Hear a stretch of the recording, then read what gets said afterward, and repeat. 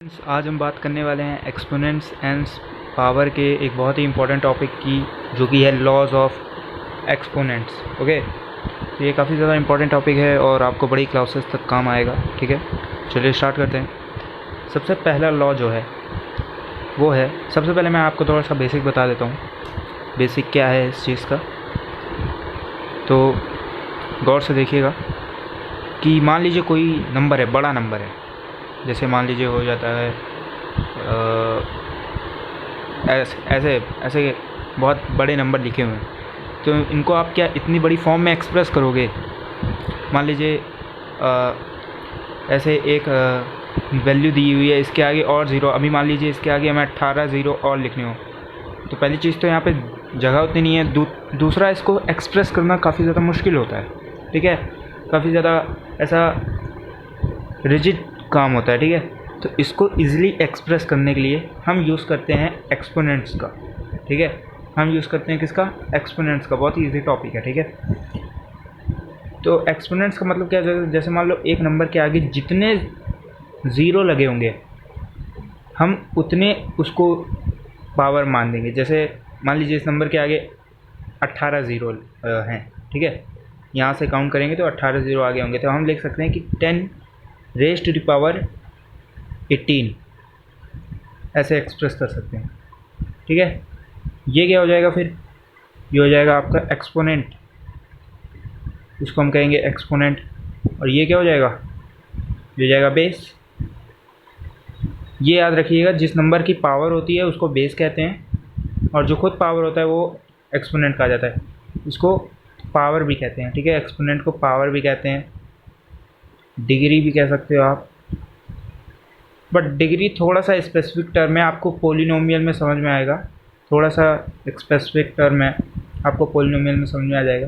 ठीक है, तो जिस नंबर की पावर, इसमें बेस का कोई अलग नाम ही नहीं है, बेस हमेशा बेस ही रहता है। ठीक है, बेस और उसकी पावर, ये थोड़ा सा बेसिक। ठीक है, बड़े नंबर को एक्सप्रेस करने के लिए, अब एकदम सीधी बात में सुनो, बड़े नंबर को एक्सप्रेस करने के लिए हम एक्सपोनेंट्स का यूज़ करते हैं। ठीक है, बड़े नंबर को एक्सप्रेस करने के लिए हम एक्सपोनेंट का यूज़ करते हैं। ठीक है, वही आपके जो थोड़ा बेसिक मैंने क्लैरिटी कर दी है। अब हम बात करते हैं एक्सपोनेंट्स एंड पावर की। सबसे पहला लॉ क्या कहता है कि अगर दो नंबर सेम हैं, फॉर एग्ज़ाम्पल दो नंबर सेम हैं, उसी तरह हम एक एग्ज़ाम्पल ले लेते हैं। मान लीजिए दो नंबर सेम हैं, जैसे मल्टी और डिवाइड में है। ठीक है, डिवाइड, यहाँ पे डिवाइड है और डिवाइड में है, तो क्या हो गया? मान लीजिए 3 एंड डिवाइड बाई 3, दो नंबर सेम है और डिवाइड में है, उनकी पावर अलग अलग है। ये देखो, पावर जो है, उनकी पावर जो है अलग अलग है। अलग अलग होने पे क्या होगा?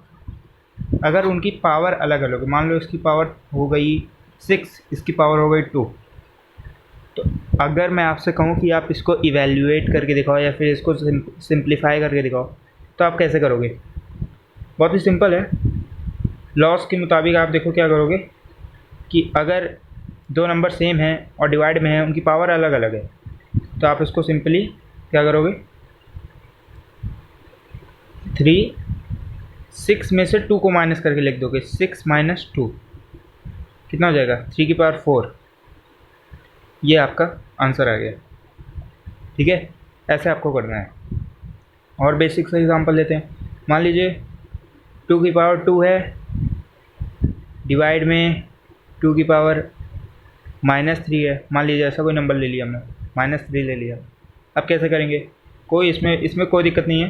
क्या करोगे? 2 कॉमन ले लोगे, 2 तो सेम ही है ना, ये 2 है और माइनस करना है हमें। किसको माइनस करना है? -3 को। यहीं पे थोड़ा बहुत गड़बड़ कर देते हैं टीचर वाले काम में, माइनस प्लस के साइन का ध्यान नहीं रखते, बस वो जितना आप प्रैक्टिस करोगे वो हो जाता है। तो माइनस माइनस प्लस हो जाएगा, मल्टीप्लाई, ये वाला ब्रैकेट मल्टीप्लाई दिखाता है, आपको पता है। ठीक है, माइनस माइनस प्लस हो जाएगा, फिर उसके बाद 3 एंड 2 क्या हो जाएगा? 5 हो जाएगा। ये आपका आंसर हो गया। इसको और सिंप्लीफाई भी कर सकते हो। 2 की पावर 5 कैसे होगा?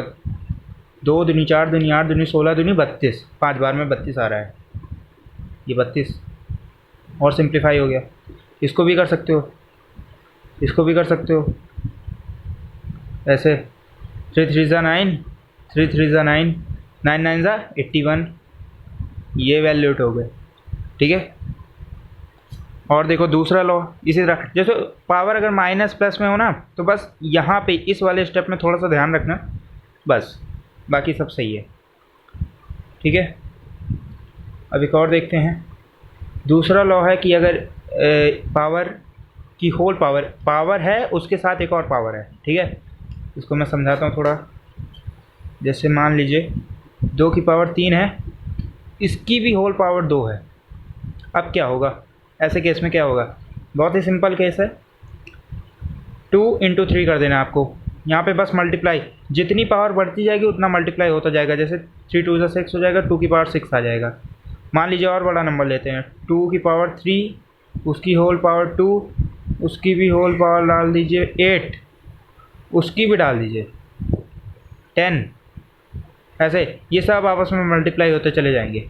फाइनल में क्या आएगा? 10 8 80 होता है, 80 दूना 160, और ये हो जाएगा 480, 2 की पावर 480। ठीक है। 3 दूनी 6 होता है, 8 छंग 48, और ये 480। हाँ सही है। ठीक है। 2 की पावर 480, ये आपस में मल्टीप्लाई होता चला जाता है। ठीक है। ऐसे यहाँ पे माइनस का हो प्लस का हो सब मल्टीप्लाई कर देना। ठीक है। अब देखो थर्ड लॉ क्या है? ए की पावर m है और b की पावर m है, यानी कि यहाँ पे देखो पावर जो है सेम है, बेस अलग अलग है। ऐसे केस में क्या होगा? ऐसे केस में कुछ नहीं होगा, जो पावर होगी वो कॉमन ले ली जाएगी। ठीक है। जो पावर होगी वो कॉमन ले ली जाएगी। जैसे मान लीजिए 3 की पावर 4 है इंटू 4 की पावर 4 है। इसको कैसे आप कैलकुलेट करेंगे? 3 और 4 को आपस में मल्टीप्लाई कर दीजिए और 4 4 को कॉमन करके लिख दीजिए। ठीक है। 4 3 हो जाएंगे 12, और 4 को आप ऐसे ही 4 लिख दीजिए, 12 की पावर 4। ठीक है। और कोई एग्जांपल, मान लीजिए -3 × -2, इसकी पावर 8, इसकी पावर 7, ये क्या हो जाएगा? सॉरी, इसकी पावर भी 8 करनी पड़ेगी। ठीक है। इसकी पावर 8, इसकी पावर 8, हाँ, इसको मल्टीप्लाई कर दीजिए, माइनस माइनस प्लस हो जाएगा, 3 दूनी 6, पावर 8। ठीक है। ऐसे होता है। और एक देखते हैं एग्जांपल। एक और लॉ है हमारे पास, चौथा लॉ। इसमें क्या कहा है? अगर डिवाइड में है, बेस अलग अलग है, पावर सेम है। डिवाइड में है, बेस अलग अलग है, पावर सेम है, जस्ट इसका अपोजिट है, थर्ड वाले का जस्ट अपोजिट है। जैसे मान लीजिए आपके पास 3 की पावर 4 है और 5 की पावर भी 4 है, तो आप 3/5 लिख के उसकी कॉमन पावर, जो पावर है उसको कॉमन कर दो, बस हो गया, है ना। बहुत ही सिंपल लॉ है। और कई सवालों में आपको इसको ऐसे खोलना भी पड़ सकता है। जैसे मान लीजिए ऐसे कहीं लिखा है, कोई सवाल आ गया, तो आप इसको इसे खोल के भी लिखना पड़ेगा। कैसे खोल के लिखना पड़ेगा? मान लीजिए ऐसे है, अब आपको सॉल्व करना है। कैसे सॉल्व करोगे? 3 की पावर 4 करोगे, फिर 5 की पावर 4 करोगे, फिर इवैल्यूएट करोगे, है ना।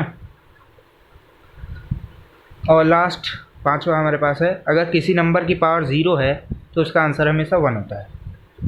ठीक है। बट वो नंबर, ये जो a है ना, ये a 0 के इक्वल नहीं होना चाहिए, ये 0 नहीं होना चाहिए। It is not equal to 0।